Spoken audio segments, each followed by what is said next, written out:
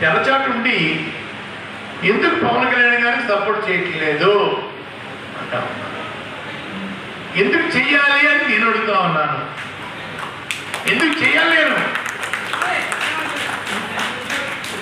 చంద్రబాబు నాయుడు గారు 2014లో నుండి నోళ్ళు ఎండిపోయాయి, అర్జెంటుగా అధికారం కావాలి, అధికారం దాహం తీర్చుకోవడం కోసం మేనిఫెస్టోలోనూ ప్రతి సభలోనూ కాపులు దళితులు పోగొట్టుకున్న రిజర్వేషన్ని ఇస్తాను అని చెప్పి మోసగించితే నన్ను రాజకీయంగా అడ్డుకోవడం కోసం నన్ను మన పెద్దలు అడగాలని చెప్పి రోడ్డు మీద ఆగారన్నయ్య. వారు ఇచ్చిన హామీని అడిగితే కోపం వచ్చి చేయరాని పరాభవం, చేయరాని అవమానాలు చేశారన్నయ్య. వారు కష్టపడి చేశారు. నేనేమి వారి అధికారం ఆ పీట కోసం వారు పోటలు పడ్డారు. కానీ ఈరోజు ఎందుకు చేయవు అని అడిగే హీరో గారు ఉన్నారు చూసారా, 5 సంవత్సరాలు వారి పక్కన ఉన్నారండి. ఎందుకు అవమానించో పద్మనాభాన్ని ఒక్క మాట కూడా అనలేదన్నయ్య. వారు మడుగులో దాక్కున్నారన్నయ్య 5 సంవత్సరాలను. కాపు యువతను చెందకు కొడేశారు, ఆడవాళ్ళు చెందకు కొడేశారు, గుళ్ళకి పప్పుకి కొడితే కూడా కొట్టారండి. కిల్లప్పుడు వస్తుంటే ఆధార్ కార్డు చూపించమన్నారండి, ఏదో పాకిస్తాన్ వెళ్ళినట్టుగా. ఇలాంటి పరిస్థితుల్లో మేము జీవించేవాడి అయ్యా. ఆ రోజు ఏం మాట్లాడలేదన్నయ్యా, మడుగులో దాక్కున్నారన్నయ్యా. తర్వాత జగన్మోహన్ రెడ్డి వచ్చిన తర్వాత ఎందుకు అడగవని చెప్పేసి నన్ను ప్రశ్నిస్తూ ఉన్నారు. నాకు చేత కాదు, వయసు అయిపోయింది, అసమర్థుడిని అన్నప్పుడు మీరెందుకు చేయలేదు ఉద్యమం? మీరెందుకు కాపులకు వచ్చి రోడ్డు మీద రాలేదు? అడిగితే సమాధానం లేదన్నయ్య. నిత్యం నేనే చెయ్యాలా, మీరు చేయరా? సమాధానం లేదా. ఎప్పుడు ఎలా ఉన్నాం కానీ, పోలీసులు హెరాస్మెంట్ గురించి అడగడం కానీ, చిన్న ఉత్తరం కానీ, ఇలా ప్రెస్ మీట్ పెట్టి వాదాచరం కానీ చేయని పెద్ద మనిషి అన్నయ్య. ఆ పెద్ద మనిషికి నేను సపోర్ట్ చేయాలంట. నేను ఎందుకు చేయాలి సార్? చేసి అడిగే అర్హత అక్కడ ఉందా? ఎందుకు తెరచాటు మాట్లాడిస్తారండి? తెరచాటు వెనకాల ఉంది, చీకట్లో ఉంది. ఆ కర్మ ఏంటి? ఈ మధ్య ప్రెస్ మీట్ ఒకటి చెప్పాను, దమ్ము ధైర్యం మగవాడైతే ప్రెస్ మీట్ పెట్టండి నాకులాగా. నా కొడుకు కానీ, నాకు కానీ, ఎంపీ కానీ, ఎమ్మెల్యే కానీ సీట్లు వద్దన్నయ్యా. తమరు భగవంతు దయ వల్ల, ప్రజల దయ వల్ల ముఖ్యమంత్రిగా మన వచ్చిన తర్వాత మీ అవకాశం బట్టి అప్పుడు ప్రజలకు సేవ చేసే అవకాశాన్ని నాకు ఇద్దరు. కానీ ఇప్పుడు నేను కోరుకోవడం వల్ల చాలా ఇబ్బందులు మీకు కలిగించడం అవుతాను. ఎటువంటి పదవి వద్దన్నయ్యా.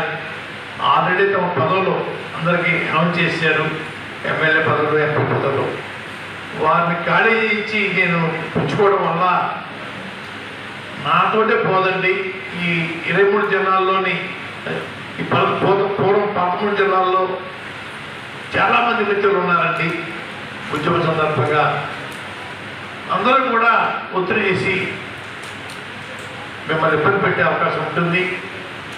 అది అవకాశం గౌరవనీయులు మిత్రులు కొట్టి దక్షిణ గారికి,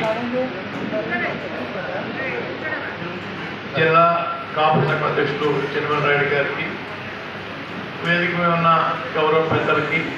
ఆయన గొడవ నేను తేలేదు, నా గొడవ ఆయన తేలేదండి. కాకినాడలో విశ్వరూపం చూపించేసి నన్ను రకరకాల పూతులు తెస్తే నేను 2 దఫాలతో రాశాను. రాస్తే వారు ఇచ్చిన బహుమానం మొదగా పద్మనాభం కొడుకు చచ్చిపోయాడంట, శవాన్ని చూడడానికి వెళ్ళండి. మొదగా పద్మనాభం భార్య చచ్చిపోయిందంట, శవాన్ని చూడడానికి వెళ్ళండి. మొదగా పద్మనాభానికి వ్యాపారం చేసి అమ్మవారికి భరిస్తున్నాం రండి అని ఇటువంటి కౌళ్ళు పెట్టించారన్నయ్య. అయినా కూడా నేను దిగమిక్కున్నానండి. మధ్యవర్తులు పంపించారని పెద్ద మనిషి వస్తాను కిందం కూడా అని చెప్పి జనవరి 2వ వారంలో కవర్ వచ్చిందండి అయ్యా. వచ్చే జనవరి 20 వస్తాను లేదా అయోధ్యలో వచ్చిన వస్తానని చెప్పేసి నాకు కవర్ పంపించారండి. మన ముఖ్యమంత్రి గారు నిలబెట్టిన గౌరవ శాసనసభ్యులు అభ్యర్థుల్ని, గౌరవ పార్లమెంట్ అభ్యర్థుల్ని గెలిపించడానికి మీరు మన బంధువులు ఎక్కడెక్కడ ఉన్నా అందరికీ తెలియపరిచి వారి విజయానికి సహకరించాలని, భవిష్యత్తులో ఈ ముఖ్యమంత్రి పీఠం కనుచూపుకారులు ఎవరు కన్నెత్తి చూడకూడదు, చూడని విధంగా మనం వారిని తయారు చేయాలండి. మనం కూడా తయారు సిద్ధంగా వారిని ఆ స్థానంలో కూర్చోబెట్టడం కోసం మనం పూర్తి సహకారాలు ఇవ్వాలని నేను కోరుకుంటూ ఉన్నాను. 40 సంవత్సరాలు రాజకీయాల్లో ఉన్నానండి. మా తండ్రి గారు 2 సార్లు శాసనసభకి, నేను 4 సార్లు అసెంబ్లీకి, 6 సార్లు మమ్మల్ని పూర్వం పచ్చపాటి నేతలు ప్రజలు ఎన్నుకున్నారండి అయ్యా. ఎన్నుకున్నది ఎవరంటే బీసీ వర్గాలు, దళిత వర్గాలు, గిరిజన వర్గాలు, పక్క కాపులండి.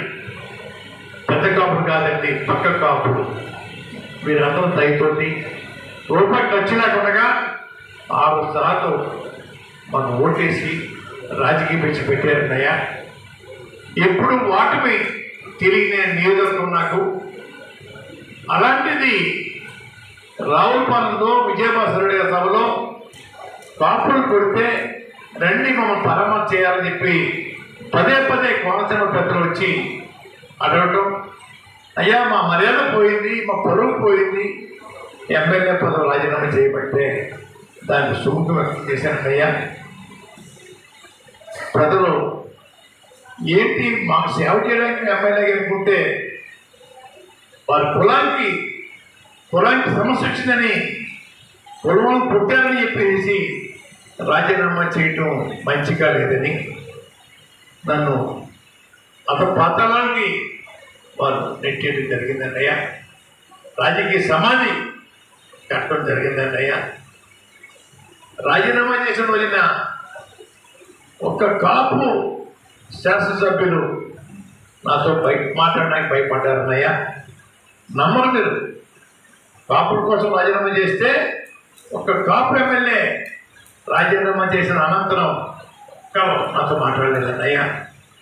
ఒక బీసీ వర్గాలకు చెందిన పార్లమెంట్ సభ్యుడు పెళ్లి సుభోష్ గారికి వచ్చే ఒక్కరే అండి. అసెంబ్లీ నుంచి కాలు వరకు నన్ను